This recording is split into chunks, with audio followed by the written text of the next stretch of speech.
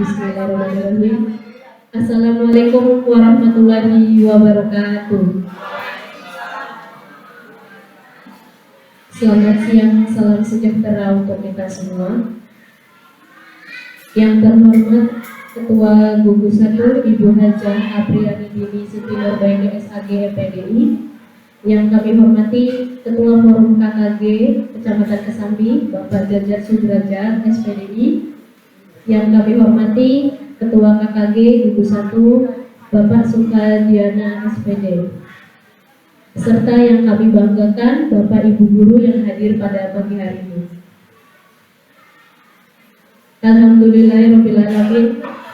Wabihi nasta'inu ala umuri dunya waddin wa ala alihi wa sahbihi ajma'in amma ba'du. Puji syukur kita panjatkan. Assalamualaikum warahmatullahi wabarakatuh. Yang saya hormati Ibu Ketua Gugus 1 sekaligus sebagai Ketua K3S Kecamatan Kesambi. Yang saya hormati Bapak Ketua Forum KKG Kecamatan Kesambi. Yang kami hormati rekan-rekan guru anggota KKG Gugus 1. Terima kasih Bu Ade. Bismillahirrahmanirrahim. Assalamualaikum warahmatullahi wabarakatuh. Alhamdulillah pada hari ini KKG di Gugus 1 telah melaksanakan program yang ke-9. Saya harap untuk kegiatan pamungkas yang terakhir guru-guru untuk hadir semua. Cari materi yang menarik, ya. Jangan kalah dengan gugus-gugus yang lain. Terutama tadi saya menghadiri di gugus 5. Materinya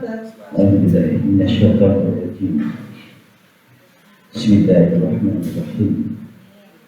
Alhamdulillahirabbil alamin.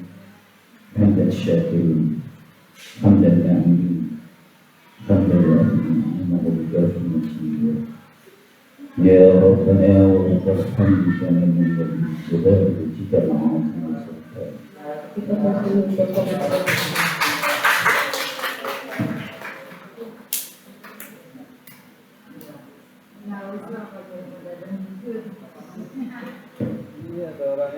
Bismillahirrahmanirrahim. Assalamualaikum warahmatullahi wabarakatuh. Alhamdulillahirabbil alamin. Wassalatu wassalamu ala asyrofil anbiya'i wal mursalin wa ala alihi wa sahbihi ajma'in. Yang saya hormati Ketua Gugus 1 Kecamatan Kesambi. Yang saya hormati Kepala Sekolah dulu ya. Yang saya hormati Kepala Sekolah SDN Sadaguri 1 Kota Cirebon. Yang saya hormati Ibu Bapak Guru yang berkenan hadir memenuhi undangan dari Ketua Gugus beserta para pengurusnya. Mari sama-sama kita memanjatkan puji syukur kehadirat Allah Subhanahu wa Ta'ala, yang mana pada siang ini kita masih dipertemukan oleh Allah dalam kegiatan peningkatan mutu yang terakhir ya Pak. Mudah-mudahan kegiatan mutu di tahun 2023 lebih mantap lagi, lebih ceria lagi, dan lebih menyenangkan. Salawat serta salam semoga Allah mencurah limpahkan kepada junjungan Nabi besar kita, Nabi besar Muhammad Sallallahu Alaihi Wasallam beserta keluarganya, para sahabatnya, dan para pengikutnya. Amin ya rabbal alamin. Ini materinya sama, Ibu Bapak. Sebenarnya saya juga diundang oleh Ketua Gugus. Ya, paling saya hanya pemuatan saja. Pemateri sudah disampaikan semua oleh pemateri 1, dan hampir semuanya sama apa yang disampaikan oleh pemateri yang pertama. Ya, ini mati. Ini saya buka dulu ini. Masih tentang budaya positif, karena berdua Anissa dan Nur ini ada 3 guru calon guru penggerak. Yang satunya angkatan 7, yang duanya 2 orang yang di depan itu angkatan 6. Jadi sebenarnya saya berdiri di depan ini adalah aksi nyata, Bu. Saya jujur saja aksi nyata menyampaikan apapun tugas kami, tugas saya harus menyampaikan budaya positif. Betul, tujuan dari budaya positif sebenarnya adalah membentuk, menciptakan budaya sekolah yang menyenangkan. Ciptakanlah sekolah yang menyenangkan. Jadi walaupun motivasi apapun yang ditanyakan oleh rekan kita, Bapak Hari atau Pak Jajar itu sebenarnya menciptakan budaya positif, menciptakan lingkungan sekolah yang positif. Jadi motivasi maupun motivasi dari dalam maupun motivasi dari luar itu tiada lain adalah menciptakan lingkungan sekolah yang positif, lingkungan yang menyenangkan. Kalau di lingkungan sekolah itu menyenangkan, insya Allah apapun dorongan dari siswa itu berkat lingkungan yang positif dan maju, insya Allah atas kesadaran dirinya bahwa siswa akan merasa betah, nyaman belajar di sekolah. Ya, ternyata saya akan menyampaikan 5 posisi kontrol tadi sudah disampaikan. Ada posisi guru yang sebagai penghukum, ada posisi pembuat rasa bersalah, dan ada posisi guru itu sebagai teman, dan ada posisi guru sebagai pemantau atau monitor, dan ada guru yang posisi manajer. Nah, ibu-ibu, tadi ada satu pertanyaannya. Ini dari 5 tersebut, apakah ibu bapak guru lebih condong kemana? Ini pertanyaan. Saya juga bertanya kepada ibu bapak, lebih condong kemana? Masih semangat Bu belajarnya? Masih lemes. Coba saya ice breaking dulu ya. Semangat lagi? Semangat. Masih lemes. Semangat lagi? Siang. Wah, semangat siang. Kalau semangat tuh pagi terus ya. Nggak ada siang. Kalau siang pasti kalau diisi makan pasti ngantuk. Oke. Ya, pasti pernah mengalami. Kenapa kita tidak boleh sebagai guru posisi penghukum? Ternyata kalau kita masih di level pertama, itu katanya menurut literasi digital, menurut LMS itu karena kalau kita menjadi posisi penghukum berarti kita menjadi pendidikan yang warisan dari penjajah kolonial. Sedikit-sedikit anak dijustice, dihukum merasa bersalah. Nah, ya, kalau dari kompetensi pertama, usahakan seorang guru itu sudah level 4. Level 4 itu yang bagaimana? Posisi pemantau atau monitor. Yang paling baik adalah posisi kontrol guru itu adalah posisi yang manajer. Nah, gitu. Nah, kita bahas ulang Bu ya, karena sudah disampaikan kita hanya bahas saja pematannya. Oke, selanjutnya ini ada di videonya Bu. Saya ngutip dari video. Kalau posisi penghukum itu biasanya ibu guru itu menghardik, menunjuk-nunjuk, terusan berkaca pinggang, membentak, nadanya tinggi gitu. Kenapa kamu bersalah? Kenapa kamu terlambat? Gitu, selalu bentak-bentak. Udah tahu terlambat, masih ngeyel, masih cekak-cekir terus. Digituin di justice, keras gitu terhadap murid itu. Hukumannya itu bisa verbal, bisa omongan, ya Pak, karena terlambat gitu kan. Bisa fisik, bisa datang terlambat, suruh keliling lapangan. Itu guru selalu posisinya seperti penghukum. Akibatnya dampaknya seperti apa nih dampak posisinya? Murid menjadi pendendam nanti di akhir ketika lulus. Nah di sini kan ada murid bapak namanya Abdurrahman. Nah dulu pernah dihukum nggak sama bapak gitu kan? Pasti pernah wah ini seperti ini kan?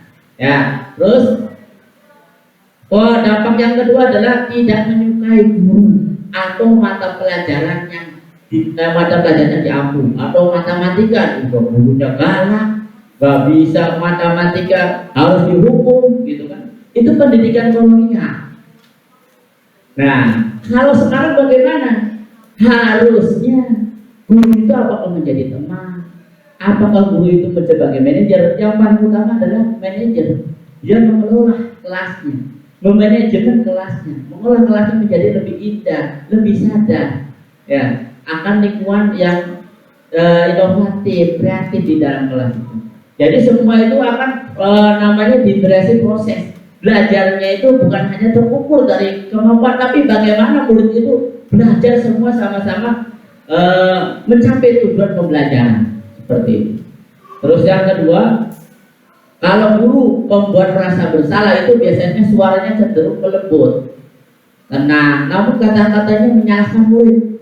Pertama lembut dulu kan, kamu ya, ditanyakan, kamu ya, gitu kan. Terus udah kamunya itu sudah menjustis, kamu ya yang melakukan itu, seperti itu. Dan guru akan menyatakan hal-hal yang merasa kesalahan pada murid dengan membuat guru menderita. Kamu membuat bapak kecewa hari ini. Kenapa? Kenapa bapak kecewa? Karena kamu. Karena kamu sudah berbuat kesalahan. Katanya kemarin kamu janji kepada bapak tidak akan mengulangi kesalahan lagi. Seperti itu. Nanti dampaknya akan seperti ini kalau membuat kesalahan itu. Membuat murid merasa bersalah. Identitasnya gagal. Gagal dia sebagai murid. Terus dia merasa bersalah terus. Dikit-dikit salah. Ya betul kata Pak Jadi sudah zamannya berbeda. Ada hadisnya kan, adibu auladakum di zamannya. Didiklah anak-anakmu sesuai zamannya. Kalau di dalam Ki Hajar Dewantara itu ada dua, kodrat alam sama kodrat zaman. Tujuan dari pendidikan kurikulum merdeka itu adalah menuntut mengembangkan kodrat pada anak, ditebakkan, diarahkan sampai ke cita-citanya seperti itu. Nah, terus yang kedua, rendah diri dan menarik diri dari lingkungan. Dia tidak pede loh, kurang percaya diri, pengen itu salah, pengen ini salah, selalu disalahkan seperti itu. Betul kata teman kita yang dulu di kelas 6 itu, jangan memarahi anak karena zamannya sudah tidak sejaman lagi. Seperti itu. Ya terima kasih karena di lingkungan kantor itu selalu memotivasi. Ya posisi teman tadi sudah dijelaskan oleh penjajah, kalau posisi teman itu suara guru akan lebih ramah. Ya pendekatan posisi teman akan ramah, cenderung lebih enjoy, itu kan gurunya.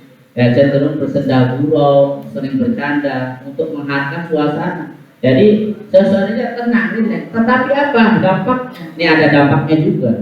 Dampaknya murid akan bergantung pada satu orang faktor ketergantungan. Tenang aja, gurunya juga temannya bapak saya, kan begitu nanti seperti itu. Guru temannya bapak saya, gurunya adalah kepala sekolah saya, seperti itu. Ya. Ini yang kedua, muridnya tidak mandiri dan tidak bisa berpikir untuk diri sendiri. Kenapa? Dianggapnya sebagai teman. Kalau udah tenang aja belajar matematik, gurunya bisa diajak makan kemana-mana. Gurunya bisa enjoy gitu sebagai teman. Ini faktor sebagai teman juga masih kurang untuk menjadikan pembelajaran yang efektif itu kurang efektif seperti itu. Oke, kalau posisi pemantau bagaimana? Biasanya seorang pemantau itu akan berusaha datar, tidak tinggi, tidak bawah, dan tidak emosional. Ya sekali ikut pemantau aja, dia kan mantau aja manteng ya. Kalau manteng kan tidak kanan, tidak kiri kan, matanya juga dilarang ini kan. Memantau aja seperti monitor, tidak bersenda gurau, ataupun tidak menggunakan suara tinggi. Ya, tercipta identitas positif atau berhasil. Ada keberhasilan itu berapa persen? Ada tingkat keberhasilan antara 70 sampai 80%. Pemantau itu perlu senantiasa memantau, ya memantau saja pada saat murid diberikan sanksi, maka guru pun harus selalu mengawasi. Jadi memantau saja. Dampaknya ada dampaknya juga. Dampaknya seperti apa? Murid akan senantiasa menghitung konsekuensi hadiah tanpa memahami sepenuhnya nilai kebajikan yang dituju. Terus dampaknya tidak sepenuhnya mandiri. Jadi kurang mandiri. Kalau mandiri itu berarti tidak ada dorongan motivasi intrinsik ya Pak. Jadi tidak ada dorongan dari pribadi. Ini yang paling bagus itu adalah yang paling bagus posisi manajer. Diusahakan guru itu posisi level 5 ya. Kalau level 1 berarti di keluarga ya. Selalu membentak-bentak, biasanya di keluarga seperti itu. Harus terus sama orang tuanya. Tapi ini berbeda. Kalau di sekolah harus berbeda dengan yang ada di rumah. Jadi suara manajer itu netral, Pak. Tidak memihak ke kanan dan ke kiri, tidak emosional, tidak terlalu ramah, dan tidak bernada tinggi. Tercipta identitas positif akan keberhasilan. Berhasil, Pak. 100% insya Allah berhasil. Guru akan dengan tulus mengajukan pertanyaan-pertanyaan yang bermakna agar membuka pikiran pada murid. Nih, ya Bu. Yang terakhir ini guru membimbing murid untuk memecahkan masalahnya secara mandiri. Nih, tidak ada dampak positif ya. Berarti ini sudah tingkat keberhasilannya lebih tinggi. Ini motivasi, Bu. Motivasi itu ada eksternal, ada intrinsiknya. Ada yang bersifat identitas gagal, ya, perilaku kontrol negatif, dan ada perilaku kontrol positif, dan ada kontrol diri. Nah, ini kalau guru sebagai penghukum, guru berbuat menghadik, menunjuk, menyakiti, dan menyindir. Kalau guru merasa berbuat bersama itu bersama terus-terusan, sehingga dengar tuh aduh pusing sampai pusing dan menimbulkan kekecewaan. Kalau guru sebagai teman, ini biasanya guru itu membuatkan alasan-alasan untuk murid-muridnya. Ya udah nggak apa-apa, masuk aja, gitu kan. Udah kamu kenapa juga masuk aja, gitu kan. Kalau guru sebagai pemantau, ya biasanya guru menghitung dan mengukur, kan, menghitung dan mengukur ya, memantau. Nih, misalnya kayak kelas, oh udah kamu salah. Jadi pantau aja, tanpa ada apa, arti, tanpa ada nada-nada yang harus dia menyalahkan, enggak. Tapi kalau guru sebagai manajer itu mengajukan pertanyaan yang berkenaan mengapa datang terlambat. Terus kamu yakin nggak keyakinan kelas itu seperti apa sih, seperti itu kan. Nah, ini terus sampai sudah disampaikan ya sama Pak Jadet ya. Nah, ini ada contoh-contohnya, ini kata-kata contoh-contohnya. Tinggal minta aja PPT ke saya nggak apa-apa. Ini saya download dari LMS, kata-katanya seperti ini ya, kaitan dengan dunia berkualitas ya. Ini contoh muridnya bagaimana meletakkan guru di luar dunia berkualitas kalau guru sebagai penghukum. Ini lanjutan dari atas ya. Kalau guru sebagai manajer itu muridnya meletakkan dirinya sebagai individu yang positif dalam dunia berkualitas. Jadi berkaitan dengan motivasi ya Ibu Bapak, tadi ada salah satu teman kita bertanya tentang bagaimana motivasi ya, tentang bagaimana guru itu memberikan penghargaan. Ini berdasarkan dari rentetan teori yang barusan disampaikan oleh pemateri yang pertama. Nah, ini Ibu Bapak masih berkaitan dengan posisi kontrol. Bagaimana yang di rumah nih? Saya tanyakan kepada Ibu Bapak. Kalau Ibu Bapak sudah paham tentang masalah teori 5 kontrol, di rumah itu seperti apa? Apakah Ibu Bapak sebagai penghukum? Yang kedua, apakah Ibu Bapak sebagai pembuat rasa bersalah kepada anak? Anak kok selalu, wah kamu salah. Makanya kalau sama orang tua nurut kan gitu kan. Ya kan? Seperti itu sama orang tua kita. Ada orang tua sebagai pertemanan ada kan? Dan orang tua sebagai pemantau ada, dan orang tua sebagai manajer. Kamu jajan aja, ini uang bapak sudah habis, kan seperti itu kan.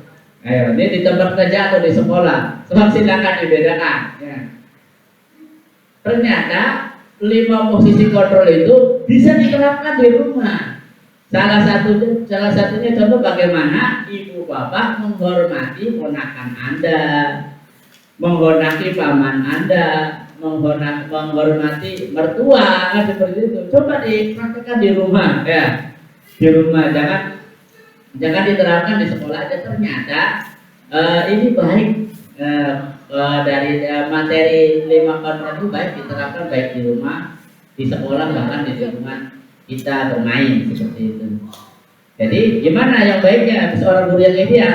Yaitu adalah yang bisa mengatur dirinya, emosinya seperti di sini ada. Makanya manajer itu mengatur mengatur diri kita, kontrol diri dulu. Nah, kalau bahasa kitanya apa, introspeksi ya Pak ya, lebih ke introspeksian gitu.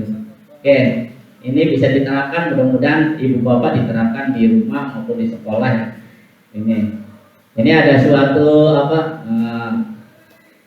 kasus ya, kasus. Nah, kasusnya itu jawablah pertanyaan dari dua tanggapan terhadap jawaban rekan Anda gitu. Apakah Anda setuju dengan tindakan Pak Seno terhadap IPA? Mengapa? Gitu.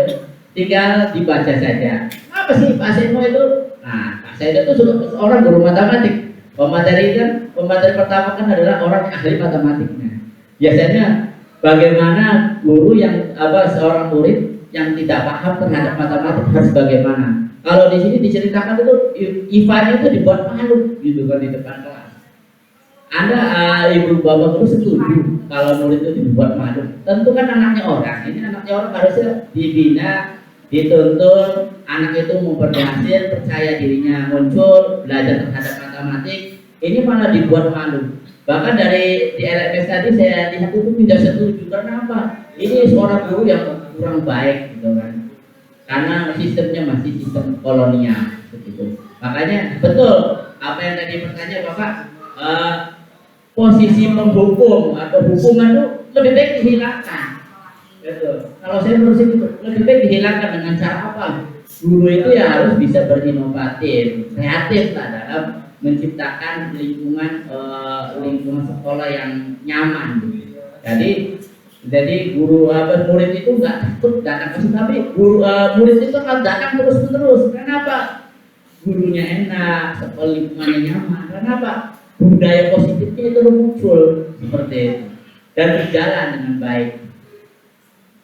Nah, tadi sudah disampaikan apa itu hukuman, apa itu konsep kita, apa juga restitusi. Jadi apa itu masih dalam tanda kutip ya. Pengertian bagaimana itu apa, maksudnya judulnya apa saja. Nah, ini restitusi ya, tadi sudah disampaikan oleh Pak Jajat menurut Charles Gosen ya Pak Jajat ya. Gosen, nah ini restitusi untuk menciptakan kondisi bagi murid untuk memperbaiki kesalahan mereka sehingga mereka bisa kembali kepada kelompok mereka. Ada lagi perubahan adalah restitusi itu merupakan proses kolaboratif yang mengajak murid untuk mencari solusi untuk masalahnya mereka dan membantu murid berpikir tentang orang seperti apa yang mereka inginkan dan bagaimana mereka harus memperlakukan orang lain. Jadi betul apa yang dikatakan oleh pemateri yang pertama itu adalah murid itu bisa mencari solusi sendiri dan membuat kesadaran akan keyakinan kelas. Gak usah ditunjuk, tinggal aja pemantik stimulus. Bapak membuat stimulus pertanyaan-pertanyaan yang bisa anak itu bisa berpikir. Nah, Pak Jadi kan sudah membuat di kelas 5 SD Pak. Nah, ini Pak saya pengen yang di kelas 1 kan. Itu bagaimana cara menerapkan validasi 3 restitusi tersebut? Nah, tentu dengan gaya yang beda, dengan gaya bahasa yang berbeda. Seperti itu. Ayo anak-anak dengan bahasanya lembut gitu kan. Beda. Makanya hebat yang ngajar kelas 1 saya ajukan jempol. Bagaimana 3 restitusi itu bisa berjalan dengan mantap gitu. Saya selalu mengajar dengan kelas 1. Saya juga belum bisa menenangkan gitu. Tapi insya Allah, betul kata pemateri pertama, kita itu terus belajar, masih banyak belajar dan belajar. Oke, masih lanjut nih. Hukumannya seperti ini Pak. Ada identitas gagal. Identitas gagal itu karena Bapak masih memakai teori hukuman atau hukuman masih berlangsung kolonial gitu kan. Yang berhasil sukses itu ada 2, bisa konsekuensi, bisa juga restitusi. Tapi konsekuensi juga atau keyakinan kelas itu harus dibuat dulu. Makanya tadi keyakinan kelas itu semuanya berembuk dari mulai komite kelasnya, dari mulai siswanya, dari mulai gurunya, bahkan komponen sekolah harus terlibat dalam membuat keyakinan kelas. Jangan gurunya yang terlibat saja, guru coba biayanya deh, tapi harus terlibat semua komponen itu agar nanti terbentuk keyakinan kelas yang sesungguhnya. Ya, jangan egois sebagai guru, kan yang ngatur saya bukan begitu. Sekarang juga tapi bagaimana untuk menciptakan generasi bangsa yang maju itu ya adalah komponen dari sekolah itu diaktifkan kembali seperti itu. Ya, nanti dibaca aja Bu ya, waktu Islam Kamaning. Jadi ini kesimpulan restitusi ya. Karena restitusi itu ada sebuah pendekatan untuk menciptakan disiplin positif. Nah, seperti itu. Ya, setuju ya? Karena restitusi itu bisa menciptakan disiplin yang positif. Yang kedua, restitusi itu bukan untuk menebus kesalahan, bukan menebus atau pengampunan dosa, bukan. Restitusi itu adalah sebuah proses agar tercipta disiplin positif. Namun berbeda dari kesalahan. Misalnya misalnya saya menyampaikan restitusi banyak yang salah, banyak yang kekeliruan, mohon dimaafkan. Saya juga masih belajar berbicara kepada ibu bapak yang ada di sini, seperti itu kan. Nah, restitusi adalah memperbaiki hubungan. Restitusi itu memperbaiki hubungan. Kalau restitusi dilaksanakan dengan baik, yang membuat salah, yang merasa bersalah, terus sebagai penghubung, itu akan kembali normal. Kenapa? Restitusi kayak semacam semacam wadah, gitu kan? Ya tadi 3 restitusi kan ada validasi kesalahan, keyakinan kelas, dan satunya apa Pak? Nah tadi dibahas terakhir ya. Nah restitusi adalah tawaran, bukan paksaan. Sini kamu, Bapak ada restitusi kamu, bukan tawaran. Tawaran pendekatan, emosional dekati, terusan, bukan dipaksa, tapi restitusi adalah tawaran. Ya anak-anak, Bapak punya keyakinan kelas. Keyakinan kelas apa yang Anda inginkan, gitu kan? Masih ngeyel aja anaknya, benar kata Pak Jan. Keyakinan kelas apa yang Anda inginkan sebenarnya? Kalau kamu masih seperti ini, terus cita-cita kamu ke depan memang seperti apa? Gitu. Jadi berkaitan dengan masa depan. Sebelum aksi nyata ini kami berdua itu diberikan visi. Visi itu kan mimpi ke depan untuk sekolah itu seperti apa, gitu kan? Itu dari anak itu dibuat cita-cita ke depannya anak nanti terus begini tuh mau jadi apa? Terus keyakinan kelas kamu itu seperti apa sih yang kamu inginkan, gitu kan? Kan bahasanya keyakinan kelas itu dulu peraturan, jadi sekarang jadi keyakinan kelas itu. Oke ya, awalan setuju ya? Oke. Restitusi itu adalah menuntut melihat ke dalam diri seseorang, ke dalam diri kita pribadi atau ke dalam diri seseorang. Itu adalah restitusi. Itu melihat diri. Ya, dan diri motivasi seperti apa? Kan ketahuan kalau restitusi itu adalah motivasi seperti apa dalam diri anak tersebut. Seperti itu. Terus selanjutnya, restitusi itu adalah mencari kebutuhan dasar yang mendasari tindakan. Tadi sudah disampaikan 5 kebutuhan dasar ya. Pemateri itu sudah menyampaikan pemateri pertama itu kebutuhan dasar itu seperti apa? Ada lima kebutuhan dasar ya. Nanti di feedback lagi minta ke pemateri yang pertama. Oke. Restitusi diri adalah cara yang paling baik. Ini yang paling baik. Yang sekarang, maksudnya yang sekarang. Dari kurikulum merdeka itu restitusi itu adalah cara yang paling baik untuk menghadapi sebuah permasalahan di kelas maupun di lingkungan sekolah. Gitu. Paham ya? Oke, selanjutnya restitusi fokus pada karakter bukan tindakan. Kebanyakan ibu bapak menjudge orang itu karena tindakan langsung main tindakan fisik atau verbal. Tapi restitusi diajak ngobrol, diajak pertanyaan itu bertanya, muter-muter dulu, dibuat enjoy, betul kata komentar, dibuat enjoy, anak itu merasa betah. Nah, terusan ditanya sampai anak itu kembali kepada semula keyakinan kelasnya. Oh iya Pak, saya bersalah Pak. Saya akan memperbaiki untuk kedepannya. Itu seperti itu. Oke, restitusi itu adalah menguatkan. Restitusi adalah menguatkan. Jadi komentar kedua adalah hanya restitusi, menguatkan komentar yang pertama. Betul ya Pak ya? Komentar yang pertama, oke. Nah, restitusi fokus pada solusi. Jadi, restitusi suatu permasalahan yang ada di kelas, murid antar murid, atau guru antar guru, itu kan sering kan di dalam kantor guru antar guru. Bagaimana guru direstitusi? Oleh kepala sekolah. Kepala sekolah sebagai manajer, yang harus bisa memahami restitusi, 3 restitusi tersebut, gitu ya. Kita fokus pada kesalahan Bapak Ibu, tidak tertarik untuk mencari siapa yang benar maupun siapa yang salah. Cari jalan tengah, ya, perbaiki, ya. Karena sekolah yang baik adalah untuk memperbaiki diri dan memperbaiki apa yang diperbuat, apa yang akan diperbuat, seperti itu. Oke, selanjutnya, restitusi itu adalah mengembalikan murid yang berbuat salah pada kelompoknya. Artinya bagaimana? Sebenarnya bukan mereka berbuat salah, tetapi mengembalikan, menguatkan rasa bersalah itu diarahkan, dituntun menjadi hal yang baik. Banyak kan di SMK sekarang tuh terjadi tawuran, itu sebenarnya itu bukan sebuah kejelekan sebetulnya, itu potensi. Tapi potensinya belum diarahkan oleh gurunya. Itu hebat orang yang ngajar SMK itu, bagaimana menuntun mereka. Karena di kurikulum Merdeka tujuannya adalah mendapatkan potensi-potensi yang ada sesuai dengan kodrat alam dan kodrat zaman. Ya, nanti tanya ke Pak Jajan sebagai pemateri yang pertama di sudut sampai ke dari bawah panjang lebar gitu kan ya. Oke. Nah, ini 3 restitusinya. Yang tadi sudah disampaikan semuanya. Nah, kamu tentunya punya alasan mengapa kamu melakukan seperti itu. Itu pertanyaannya. Pematik pertanyaan tentang validasi tindakan bersalah. Nah, apakah adakah yang lebih efektif untuk mendapatkan apa yang kamu butuhkan? Ya butuh dari semacam cita-cita ya, semacam itu.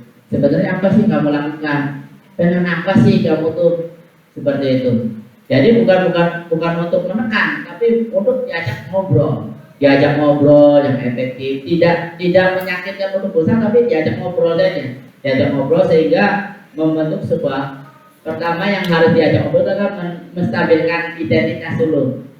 Seperti ini, identitas setiap orang pasti pernah melakukan kesalahan. Seperti pemateri pertama, Bapak juga dulu pernah melakukan kesalahan. Apa kesalahannya? Nyolong ATS misalnya kan. Itu bisa kan?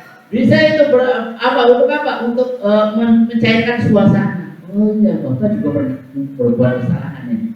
Tetapi bukan menjadi standar kebenaran, bukan. Tetapi untuk mencairkan suasana saja. Bahwa meyakinkan bahwa dia itu sedang diajak ngobrol untuk mengidentifikasi bagaimana validasi tindakan bersalah.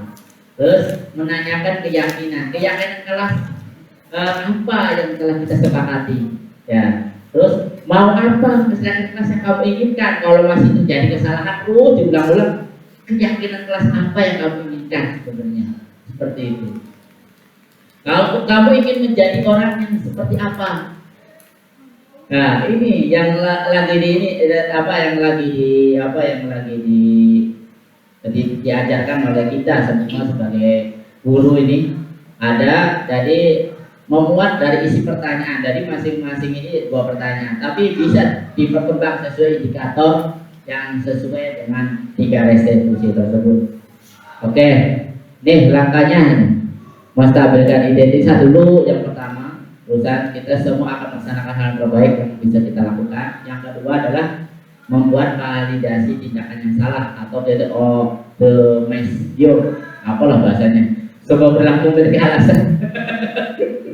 Terus menanyakan keyakinan, ya, menanyakan keyakinan kita semua memiliki motivasi internal itu dalam diri ya. Kalau eksternal di luar diri. Oke, penerapan 3 restitusi itu ada, lihat di YouTube seperti ini, ada di YouTube.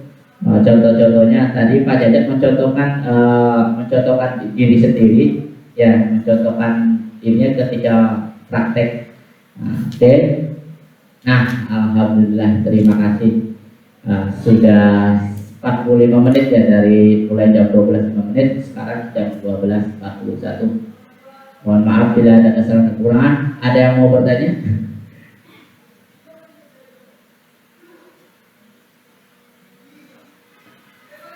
Enggak, Ibu Bapak Guru, barangkali yang mau ditanyakan? Apa sudah cukup? Sudah cukup, Pak. Baik, mungkin Ditutup dulu dari saya. Mohon maaf bila ada kesalahan dan kekurangan dari pribadi. Kami hanya menyampaikan sesuatu yang kami dapat. Mohon maaf bila ada yang terjadi suatu kesalahan kosakata baik dari awal sampai akhir, karena manusia itu sifatnya amnesia wal khata'. Karena manusia itu sifatnya lupa dan salah gitu. Mohon maaf ya Bu. Allahul muwaffiq ila aqwamit thoriq. Sekian saja dari saya. Allahul muwaffiq ila aqwamit thoriq. Assalamualaikum warahmatullahi wabarakatuh. Terima kasih kedua hari ini. Ya, baik, mungkin itu saja. Mari kita akhiri acara pada siang hari ini.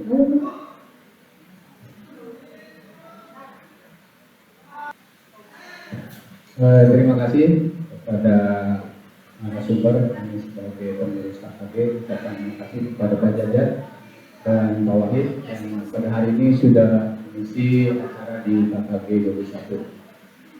Selanjutnya kami juga ucapkan terima kasih kepada rekan-rekan guru dari Gugus 1 yang sudah hadir memenuhi undangan kami. Terima kasih juga kepada yang terlibat pada kegiatan hari ini, dari pembawa acara, dari Matulen, dari dokumentasi juga mengucapkan terima kasih untuk kelancaran pada kegiatan hari ini. Mungkin kegiatan pada hari ini kami cukupkan. Ya, sekali lagi jangan lupa nanti di kegiatan ke-10 kami akan mengundang dengan materi dan narasumber yang lainnya. Ya, dan untuk kelas di sekolah masing-masing. Terima kasih. Kami kembalikan ke pembawa acara. Baik, alhamdulillah acara demi acara telah kita lalui bersama dan alhamdulillah berjalan dengan lancar. Mungkin demikian yang dapat kami sampaikan. Saya selaku MC memohon maaf apabila ada kesalahan dalam pengucapan kata, baik yang disengaja ataupun yang tidak disengaja. Sekali lagi terima kasih atas perhatiannya. Kami akhiri. Wassalamualaikum warahmatullahi wabarakatuh. Sama-sama mengucap hamdalah. Alhamdulillah.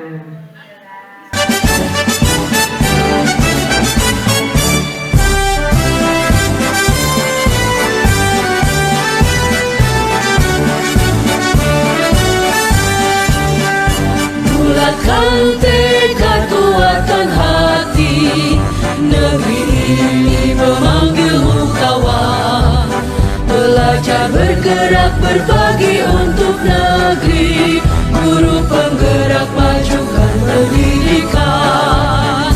Guru penggerak menghadap pada murid. Assalamualaikum warahmatullahi wabarakatuh. Waalaikumsalam warahmatullahi wabarakatuh. Apa kabar bapak-bapak, ibu-ibu? Alhamdulillah. Alhamdulillah. Masih tetap semangat? Semangat dong. Coba semangat pagi. Semangat. Oke. Ya, ini aksi nyata ya ibu-ibu, bapak-bapak. Ini dalam rangka ada budaya positif di sekolah ya. Jadi budaya positif itu seperti apa ya? Jadi budaya positif itu diambil dari paradigma pendidikan Ki Hajar Dewantara menumbuh kembangkan budaya positif di lingkungan sekolah tercinta ya, sekolah masing-masing. Oke, lanjut ibu-ibu, bapak-bapak. Tujuan dari adanya pendidikan ini adalah menuntut segala kodrat yang ada pada anak-anak, yaitu kodrat alam dan kodrat zaman, agar dapat mencapai keselamatan dan kebahagiaan yang setinggi-tingginya sebagai manusia maupun sebagai anggota masyarakat. Oke. Jadi agar mencapai tujuan tersebut, yaitu tujuannya agar manusia itu mencapai kebahagiaan dan keselamatan. Di antaranya itu diperlukan seorang guru yang berpihak pada murid, ya, belajar berpihak pada murid. Yang kedua inovatif, yang ketiga mandiri, yang keempat kolaboratif, yang kelima reflektif. Ya. Jadi peran seorang guru penggerak itu menjadi pemimpin di dalam pembelajaran, menjadi coach atau pelatih bagi semua orang lain, mewujudkan mungkin pada murid, menggerakkan komunitas praktisi atau komunitas. Selanjutnya, guru yang baik atau guru yang ideal dalam mewujudkan pendidikan adalah mempunyai visi yang jelas buat anak-anak ya di masa depan ya. Yang pertama adalah budaya positif. Budaya positif itu visi yang jelas melalui praktek perubahan berdasarkan adat dan tanpa sebagai seorang dapat membangun budaya positif di lingkungan sekolahnya. Jadi budaya positif itu seperti disiplin positif, teori kontrol, teori motivasi, hukuman dan penghargaan, posisi kontrol guru, kebutuhan dasar manusia, keyakinan kelas, dan segitiga restitusi. Disiplin positif artinya sebuah upaya menumbuh kembangkan disiplin diri, yaitu disiplin yang berasal dari kesadaran diri untuk menjadikan orang yang mereka inginkan dan menghargai diri sendiri, nilai-nilai yang mereka percaya. Penerapan disiplin positif dilakukan melalui program restitusi. Pelanggaran yang dilakukan akan menerima konsekuensi, bukan hukuman. Rata-rata kan ketika anak lambat, ketika nggak kerjakan PR itu kan mendapatkan hukuman. Ini salah diterapkan di sekolah. Justru bagaimana budaya positif itu? Nah, pertama adalah teori kontrol ya Bu Bapak. Realitasnya kebutuhan kita itu berbeda. Jadi setiap orang itu berbeda kebutuhannya, dan setiap orang itu memiliki gambaran yang berbeda. Kita harus berusaha memahami pandangan orang lain tentang dunia nyata. Semua perilaku memiliki tujuan. Hanya ada yang bisa mengontrol diri Anda. Anda tidak bisa mengontrol orang lain. Kolaborasi dan konsensus menciptakan pilihan-pilihan terbaru. Model berpikir terhadap menang dan menang. Tidak ada yang kalah. Menang dan menang. Artinya kita menciptakan positif. Tidak ada kalah dan kalah. Semua harus berpikir menang, bahwa pendidikan kita harus bersifat positif, menang dan menang, 50-50. Oke, teori motivasi. Ada 3 teori motivasi, yaitu untuk menghindari ketidaknyamanan atau hukuman. Nah, biasanya orang tidak nyaman di sekolah itu karena apa? Hukumannya terlalu ketat gitu kan. Yang kedua, untuk mendapatkan imbalan atau penghargaan dari orang lain. Ini imbalan juga salah juga kan. Seperti apa sih kan itu? Yang ketiga adalah menjadikan orang yang mereka inginkan dan menghargai diri sendiri dengan nilai-nilai yang akan percaya. Ini hukuman dan penghargaan nih. Ternyata penghargaan itu merusak hubungan, betul dan bisa, karena pilih kasih gitu, penghargaan pilih kasih gitu, bisa. Penghargaan juga mengurangi ketetapan, bisa. Penghargaan menurunkan kualitas, bisa. Penghargaan terus berikan kehargaan, akhirnya orang itu jadi sombong, tidak mau belajar, selalu ingin menang. Tapi penghargaan yang baik adalah penghargaan yang sewajarnya, tidak terlalu berlebihan, seperti itu, sesuai dengan kompetensi yang diberikan. Dan penghargaan hukum, ada penghargaan menghukum, ya kan? Karena kamu salah tidak bisa mengerjakan PR, coba kamu berdiri di depan. Nah, kamu tidak mengikuti kegiatan pembelajaran selama 1 hari, selama 1 jam pelajaran, karena kamu tidak mengerjakan PR. Itu salah sebenarnya. Nah, posisi kontrol guru. Nah, di posisi kontrol guru ada sebagai penghukum, sebagai membuat rasa bersalah, sebagai teman, sebagai pemantau, dan sebagai mediator. Jadi kebutuhan dasar manusia ada kebebasan, ada pengakuan, ada kesenangan, dan kasih sayang. Dan ini kebutuhan dasar manusia itu memang harus dimiliki oleh setiap manusia. Ya. Kalau ada salah satu yang hilang, maka orang tersebut tidak akan terarah. Ya, oke, keyakinan kelas. Nah, keyakinan kelas tadi sudah dibicarakan bahwa keyakinan itu bersifat lebih abstrak. Khusus keyakinan itu berupa pertanyaan yang universal. Keyakinan kelas sudah hendaknya terlalu banyak sehingga mudah diingat. Keyakinan kelas sebaiknya sesuatu yang dapat diterapkan di lingkungan tersebut. Dan semua warga kelas hendaknya ikut berkontribusi. Ya. Jadi untuk membentuk suatu keyakinan kelas itu semua warga kelas, semua warga sekolah dilibatkan, kayak guru, kayak sekolah, kayak murid dilibatkan. Macam kesepakatan kelas. Kalau kamu terlambat bagaimana hukumannya? Silakan. Jadi membentuk sebuah kesadaran diri. Bukan dihukum oleh guru. Kalau dihukum guru adanya nanti ada balas dendam. Nanti suatu saat, wah guru ini galak sama saya ya. Nanti bisa balas dendam tahun berikutnya. Seperti itu dalam kurikulum merdeka. Terus segitiga restitusi. Nah, segitiga. Jadi yang segitiga sisi kanan itu menstabilkan identitas, yang sebelah kanannya juga validasi kesalahan, yang paling bawahnya membuat keyakinan kelas. Jadi yang pertama itu menstabilkan identitas dulu. Kamu dari mana, namanya siapa, orang tua kamu masih hidup, nggak ditanyakan terus sampai sedetail. Ternyata bisanya orang mau melakukan kesalahan itu identitasnya kurang, tidak adanya pengakuan dari rumahnya. tidak ada perhatian dari rumahnya, sehingga di sekolah itu semakin membuat kegaduhan-kegaduhan, akhirnya tidak terkontrol. Dari seorang guru yang baik itu, gunakanlah validasi kesalahan. Letak kesalahannya di mana? Jadi buat keyakinan kelas. Kamu tahu tidak bahwa kesepakatan kelas kita tidak boleh memarahi orang lain, tidak boleh mengata-ngatai orang lain, seperti itu. Jadi buatlah keyakinan kelas yang kira-kira anak itu buat kesadaran.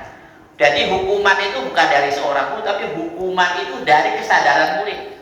Ya, jangan menghukum murid dalam bahasa apapun. Tidak boleh marah, tapi buatlah mereka kesadaran akan kesalahan dianya sendiri. Itu. Sekian saja. Ada yang mau bertanya? Tidak ada. Mohon maaf bila ada salah dan kekurangan. Allahul muwaffiq ila aqwamit thoriq. Wassalamualaikum warahmatullahi wabarakatuh. Waalaikumsalam.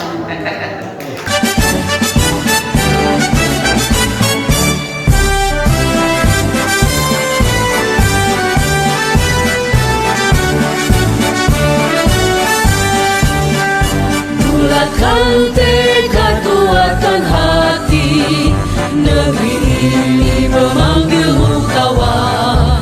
Belajar bergerak berbagi untuk negeri, guru penggerak majukan negeri.